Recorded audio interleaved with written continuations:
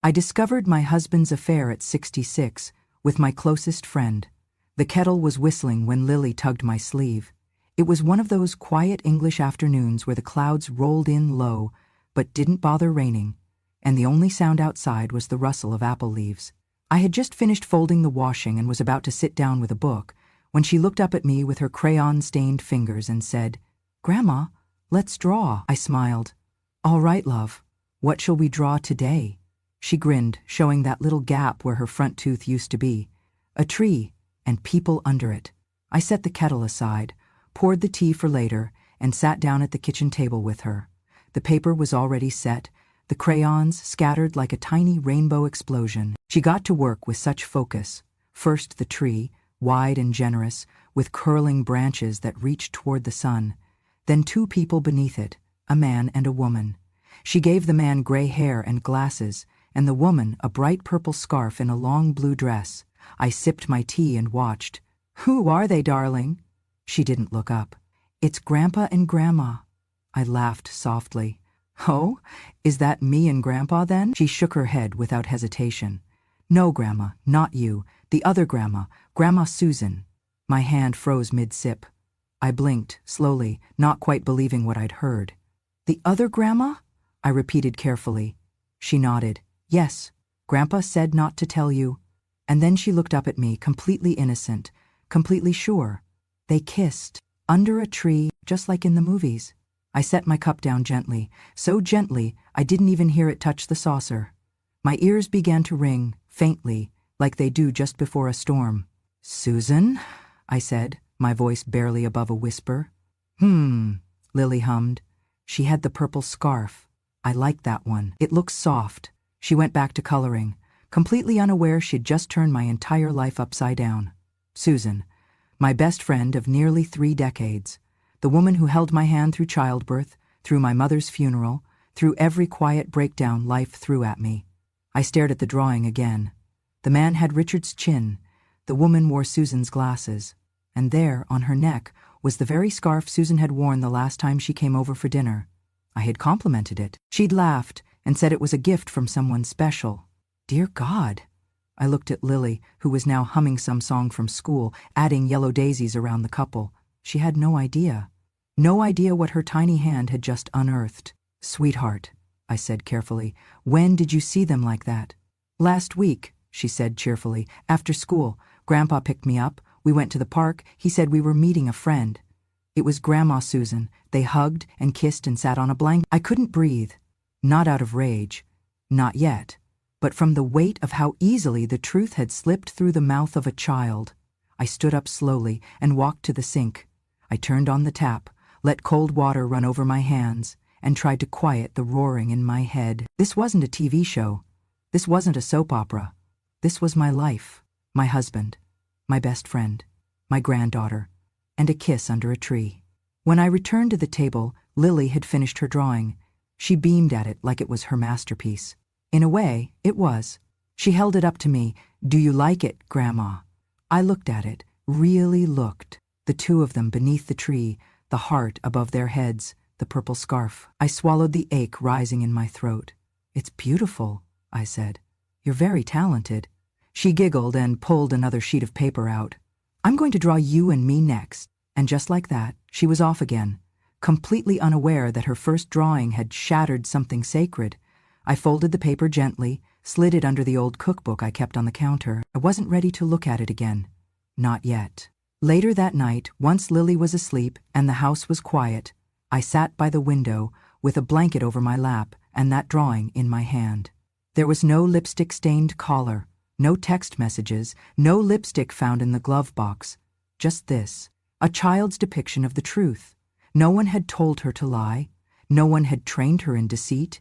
And that's what made it real. I thought of every dinner Susan and I had shared at this very table.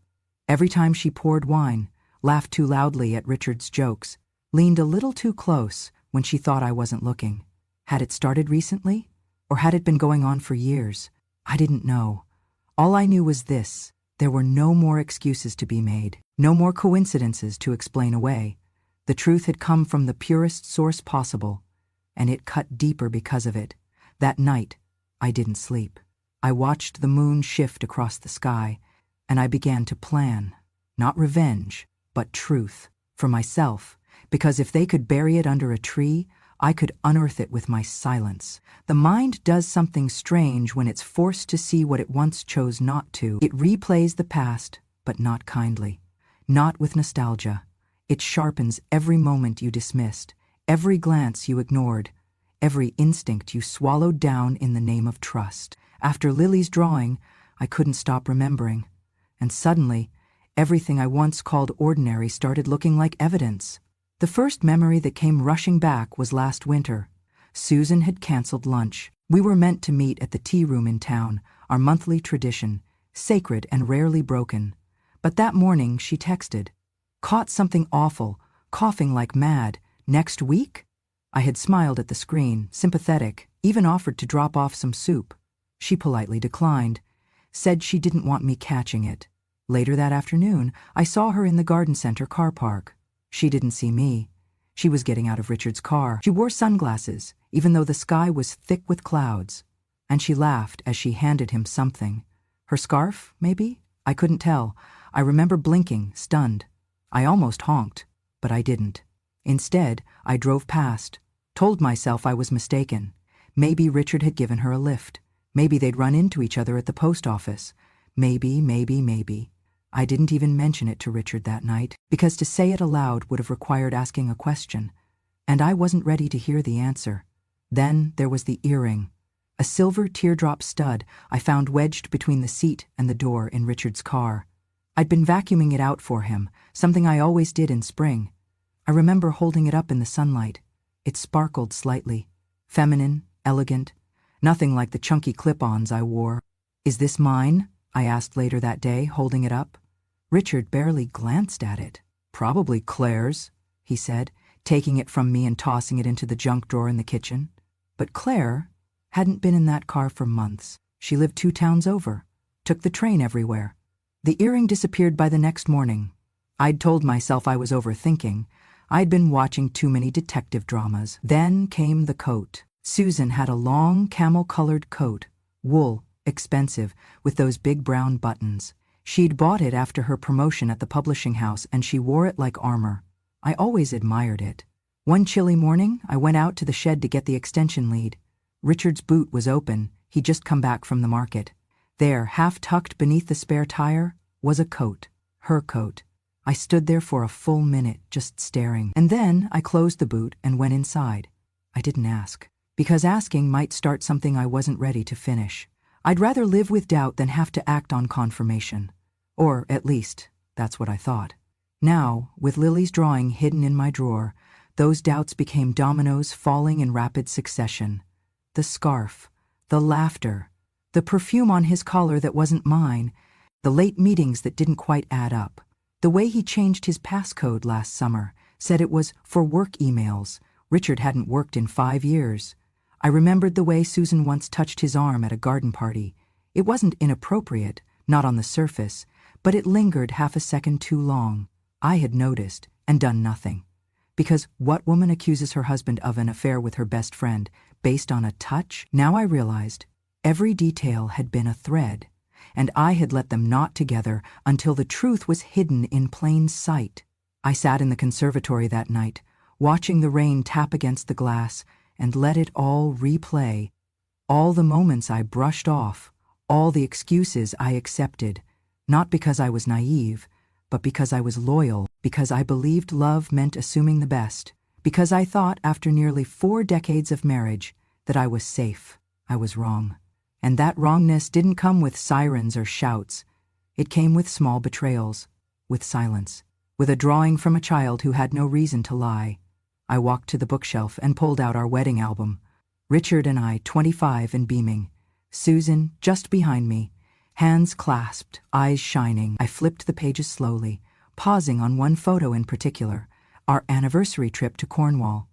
There we were on the beach, and just behind us, Susan taking the picture. Always there, always watching. And now, I couldn't unsee it, the way she'd been woven into every chapter of our lives. Not as a guest, but, I now feared, as a thief. The worst part wasn't the betrayal itself. It was how easy it had been for them, how natural, how practiced, like they had done it 100 times.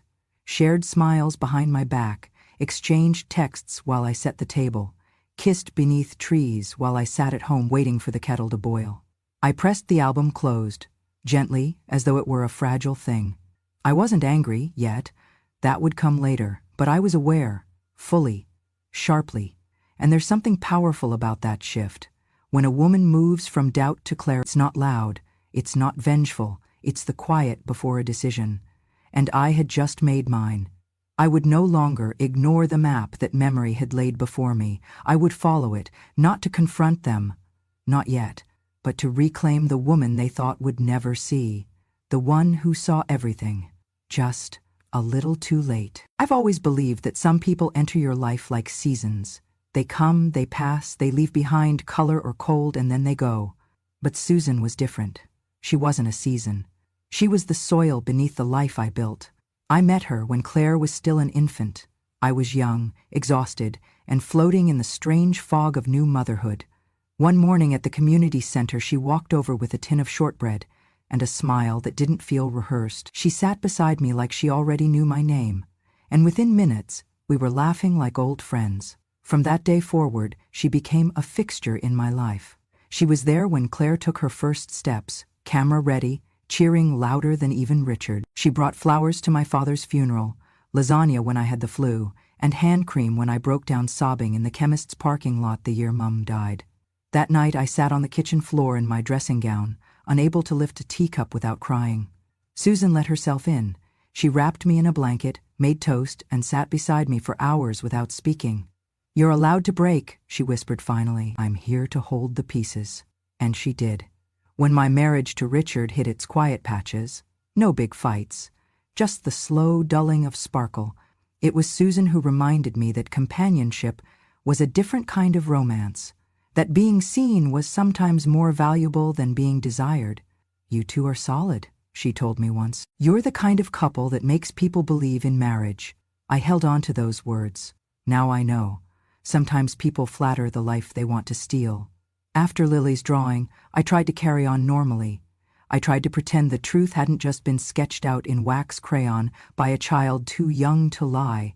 But something inside me cracked. I stopped sleeping. My dreams, once gentle, turned to quicksand. Memories of shared dinners, matching coats, glasses clinking. I couldn't look at my own wedding photos without scanning the corners to see if Susan was there. She always was. I didn't eat much. Toast would go cold. Tea tasted of metal. My body moved through the motions. Brush hair, fold laundry, check mailbox. But my mind was elsewhere, wandering dark halls built of doubt and memory. The worst part wasn't what I saw, it was what I'd missed. All the signs had been there, I just hadn't wanted to believe they were meant for me.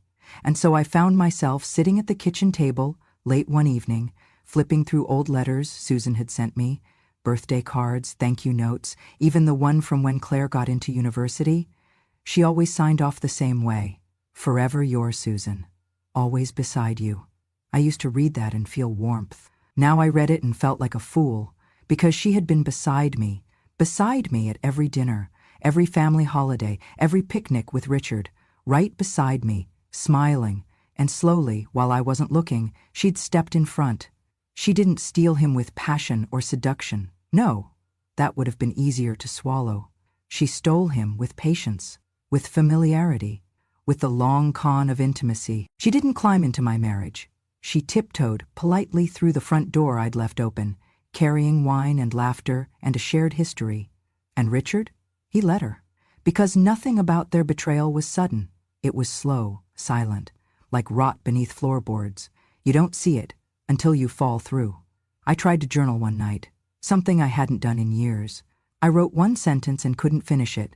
I don't know who I miss more, my husband or my friend, because the truth was, I missed both, but neither of them were real anymore.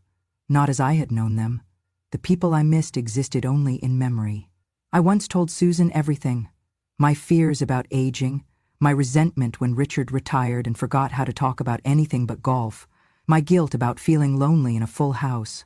She had listened, and she had taken that knowledge, piece by piece, and used it to build a bridge, not to help me across, but to walk away with the man I loved. I don't know what broke me more, Richard's betrayal or Susan's familiarity with the path she took to get there, because she knew exactly where I kept the extra key, exactly when I went out for groceries, exactly how I folded our napkins. The betrayal didn't feel like a stab, it felt like a dismantling. And I was the last to know the house was crumbling. One night I stood in the shower far too long. The water turned cold, but I didn't move. I just stood there, arms crossed, forehead pressed to the tile, repeating one thought: she held my baby before Richard ever did. The depth of that intimacy felt unbearable. Susan hadn't just touched my life, she'd been woven into it, and now I had to unpick her from every memory, like thread from a favorite jumper. It left holes, but I'd rather live with holes than with something that looked whole but wasn't. I started closing the blinds at night, not because I feared them, but because I was finally learning how to protect myself, and I stopped answering her texts. She messaged me twice that week, once with a meme, once with, "Thinking of you. Want to meet for tea?" I stared at the screen for a full 5 minutes. Then I deleted the messages. Because healing, I've learned, isn't always about mending. Sometimes, it's about refusing to be stitched back into a pattern you didn't consent to. Susan had once promised me forever, but the truth is, she was never mine to trust. I waited a week before calling her. Not because I needed more time to process, not because I was unsure, but because I wanted to see if she would reach out first. She didn't. No call, no text, no casual invitation to pop in for tea like she used to. Her silence was louder than any confession. It was a Tuesday when I finally picked up the phone. I waited until the house was empty. Claire had taken Lily to visit friends, and I was alone with the echo of my own thoughts. I boiled water, poured a cup of chamomile, and sat down at the kitchen table. The phone in my hand felt heavier than it should. I took a breath. Then I dialed. She answered on the second ring. "Margaret?" Her voice chirped, just slightly too cheerful. "What a surprise. I was just thinking about you." "Were you? I hope I'm not catching you at a bad time," I said evenly. No, she replied quickly. "Just folding laundry, you know, never ending." I smiled, though she couldn't see it. "Claire sent me something this week. A drawing Lily did." There was a slight pause, the kind only noticeable when you're listening for it. "Oh," she said, light and breezy. "She's quite the little artist, that one." "She is," I agreed. "Very detailed. She drew a tree and 2 people sitting under it." Another pause, this one longer. "How sweet," she managed. "Yes," I continued, letting my voice soften like velvet. "A man and a woman, sitting beneath a tree. Kissing, actually." There was no reply. "She said it was Grandpa," I said, "and Grandma Susan." I could hear her swallow through the silence, a faint catch in her breath. Still, she said nothing. "She even remembered your purple scarf," I added. Said it looked soft. I could almost hear her shifting, perhaps sitting down, trying to steady her nerves. I gave her the moment. Then I added, gently, almost like a joke, almost like I might still let her laugh it off. "Funny, though. She said Richard told her to keep it a secret." There it was. Silence. But not the kind of silence that comes from confusion. Not the kind that means, "I don't understand." This silence was saturated with knowledge. It was heavy with guilt, with recognition, with the realization that a child had undone what they had carefully hidden. When someone is wrongly accused, they defend themselves instantly. When someone is guilty, they pause. I let the silence stretch. I wanted her to feel it, not in anger, but in truth. When she finally spoke, her voice had dropped half an octave. "Children, they misunderstand things, Margaret." I almost admired the effort, the reach. "Do they?" I replied softly. "Yes. They mix things up," she said, pushing now, trying to sound composed. "You know how their imaginations are, always inventing." "She was quite specific," I said. "The scarf, the kiss, the heart above your heads." Another pause. She wasn't good at this. I imagined her sitting in her living room, phone pressed to her ear, staring at nothing, maybe the same couch Richard had once sat on, maybe still warm from his visits. "I don't know what she saw," she said finally. "But if she said that, I'm sorry, I would never." I stopped her gently. "No need to explain," I said. "It wasn't a confrontation, Susan, just sharing what Claire passed along." I waited. She said nothing more. No denial, no outrage, no laughter at the absurdity of it all. Just silence, a silence full of things she would never admit. And that was all I needed. I stood up and walked to the sink, holding the phone to my ear. Then I said the last words I would ever speak to her. "I think this is the part where you stop pretending." And before she could respond, I gently ended the call. No click, no drama. Just a quiet goodbye wrapped in truth. I placed the phone on the counter, took a sip of my now cool tea, and looked out at the garden. It was the same view as always, but somehow I saw everything differently. Susan's silence had said more than any words ever could. It had confessed, fully, without fanfare, and I didn't need to hear "I'm sorry," because the woman I had been, the one who needed explanations, who sought closure, she didn't live here anymore. The woman standing in her place had found something far more valuable: her voice. It was a gray morning, the kind that sits heavy on your chest before you even open the curtains. I hadn't planned it, but there are moments when your feet move before your mind can intervene, and suddenly you're halfway down the road, holding a folded piece of paper in your coat pocket like a secret, too tired to stay hidden. Susan lived just 4 streets over. I'd walked that path hundreds of times before, with scones wrapped in foil, with birthday cards, with stories I couldn't wait to tell her. But never like this. This time, I walked like a witness carrying evidence, not because I needed to prosecute, but because I needed to return what never belonged to her. When I reached her front door, I didn't hesitate. I knocked twice, firmly, like I had every right to be there. Because I did. The door opened slowly, as if it knew what was coming. Susan stood there, in her house slippers and a navy cardigan I recognized from a shopping trip we took years ago. Her face froze the moment she saw me. Not surprised, no, not surprised, just caught. "Margaret," she said, her voice barely audible. I wasn't expecting—" "No," I said calmly, "you wouldn't be." She stepped aside without asking. Her eyes darted behind her, and that's when I saw him. Richard. He was standing in her living room, not 3 steps from the doorway. His jumper was rumpled, as though he'd only just sat up from her sofa. His face went pale the second our eyes met. No words passed between us. They didn't need to. I walked in. No pleasantries, no greetings, just the quiet creak of my shoes on her polished floor. I stopped in the center of the room, the same room I'd helped her paint that ridiculous pale yellow years ago, the same room where I'd once laughed over red wine, holding her hand after her divorce. And now it held something else, something rotten. I reached into my coat pocket and pulled out the folded drawing. I placed it on the table between us, slowly unfolding it like it was sacred. Lily's crayon masterpiece. The tree, the scarf, the kiss. Susan stared at it, her lips parting slightly. Richard looked away. "She drew it last week," I said, my voice calm. "She said you kissed under the tree. Said Richard told her to keep it a secret." Neither of them spoke. I turned to Richard. "Did you?"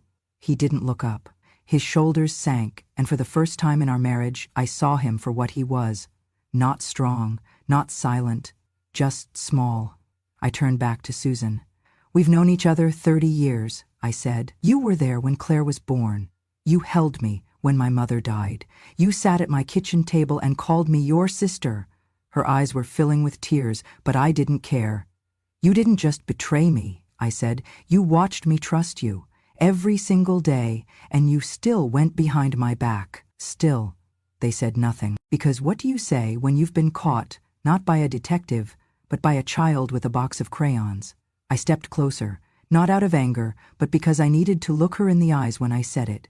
30 years of friendship, I whispered, and you both broke it with 1 kiss. Her lips trembled. Richard shifted as if to speak. I held up a hand. "Don't." I didn't want apologies. Apologies are for accidents. This was never an accident. It was built, chosen, protected. I walked to the door, slowly, without drama. My hand on the knob, I turned once more.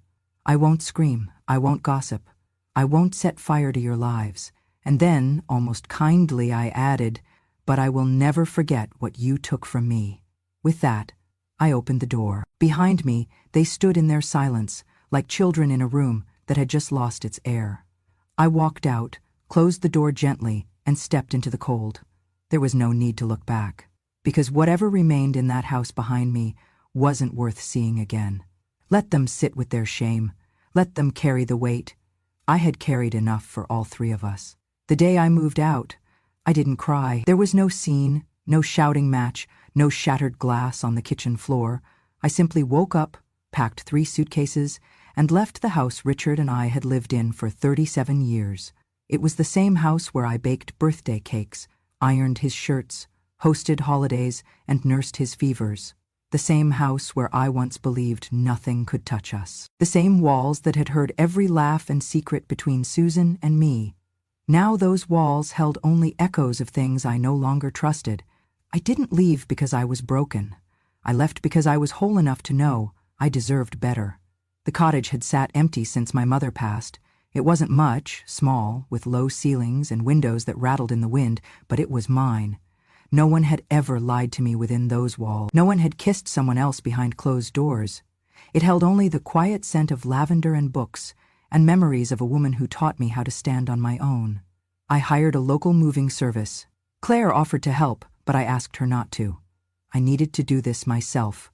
I wasn't leaving in shame. I was walking out with my spine straight and my silence intact. When the sale of the house went through, the solicitor asked gently, "Would you like to list Richard as co-seller?" I shook my head. "It's in my name, always has been." He blinked, then nodded, filing the papers. Just like that, the chapter closed. No arguments over assets, no pleas. Richard didn't call. I imagined Susan was still there, watching the mail, wondering if I'd come after them. I didn't. I had no interest in revenge. I was far too busy building something new. The cottage needed work, but nothing I couldn't handle. I painted the living room a soft olive green. I scrubbed the kitchen tiles with lemon oil until they gleamed. I hung up photographs of Claire and Lily. New ones, not touched by the past. Every Friday, I picked Lily up from school. Every Saturday, we painted. It started with a small notebook. I gave her a set of watercolor pencils and told her she could draw whatever she liked. She chose stars and cats and stick figures in tutus. I tried to copy her style at first, clumsy and loose, but soon I began sketching landscapes, rolling hills, apple trees, winding roads that led to nowhere in particular. It wasn't art, it was freedom. She'd sit beside me, head bent in concentration, and ask questions like, "Why do birds fly away in winter?" Or, "Do you think trees talk to each other?" And I'd answer, sometimes with truth, sometimes with magic. I watched her world unfold through colors and mine unfold beside hers. I had never realized how healing it could be to start over with no one watching. To wake up and not wonder if someone was lying next to you. To eat toast at midnight. To hang wind chimes without asking anyone's opinion. For the first time in years, I heard my own thoughts, and they were kind. Claire came to visit often. At first, there was a hesitation in her eyes, as if she didn't quite know how to treat this new version of me, but over time that faded. One Sunday morning, she looked around the cottage and said, "You look lighter here." I smiled. "That's because I am." I didn't miss Richard, not the man he had become. I missed the idea of him. The man who used to bring me daffodils in spring, the one who rubbed my back during Claire's long labor. But I'd learned that sometimes the person we miss never really existed. They were just the version we built to survive the years beside them. Susan?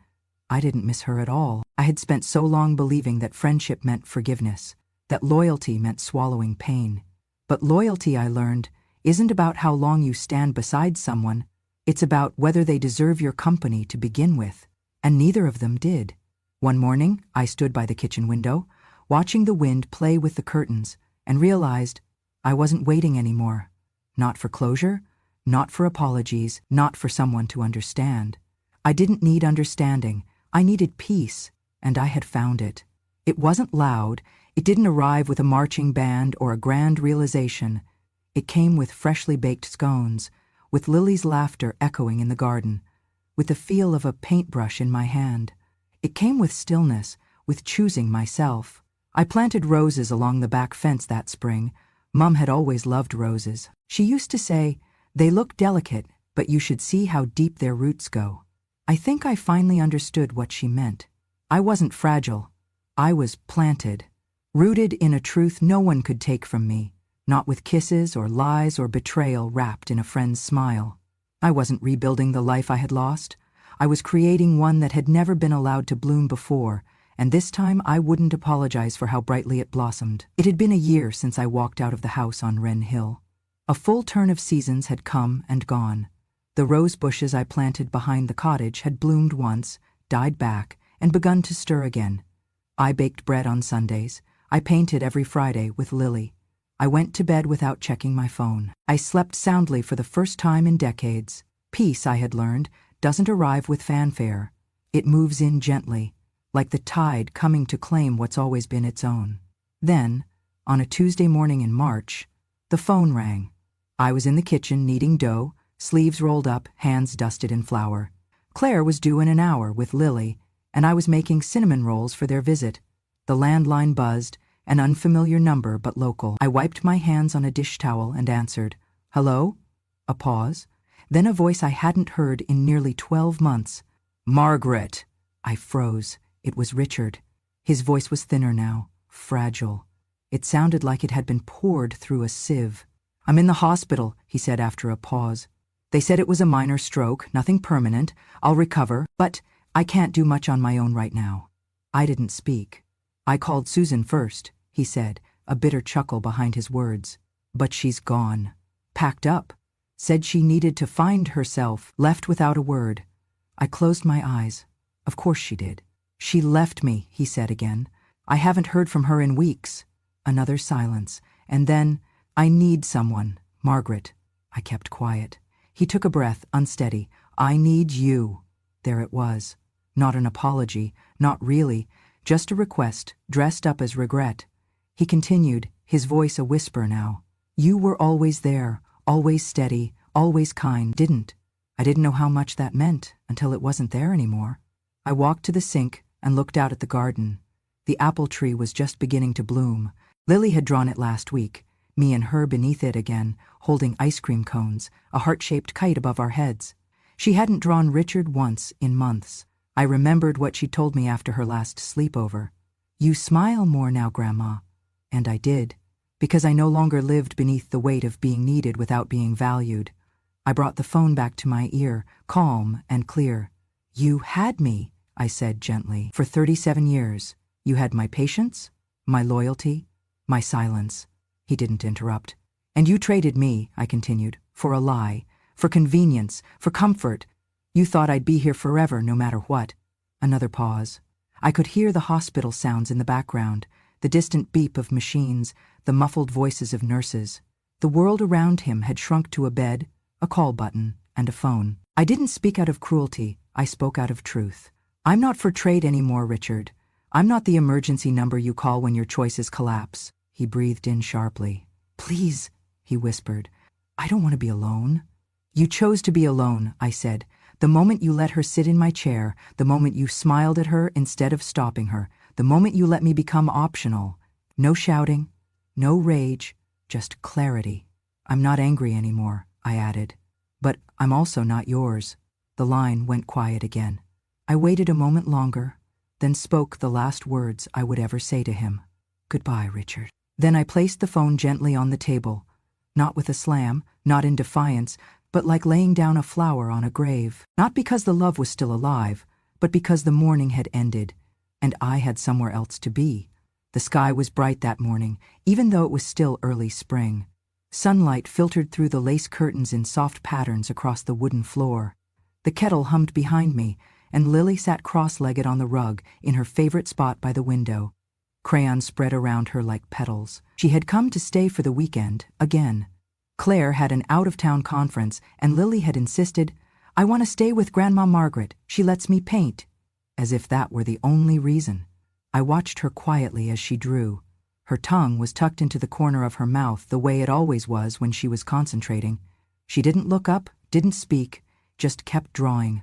Her world, as always, poured itself onto paper. After a while, she stood up, holding her newest creation with both hands. "Look, Grandma!" I set my tea down and took the picture. It was a tree again, the apple tree in my garden, clearly, and beneath it 2 figures holding hands. One tall with silver hair pulled into a bun, one small with pigtails and a wide smile. Me.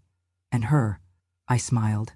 This is beautiful, darling. Is that us under the tree? She nodded proudly. It's you and me, Grandma and Lily.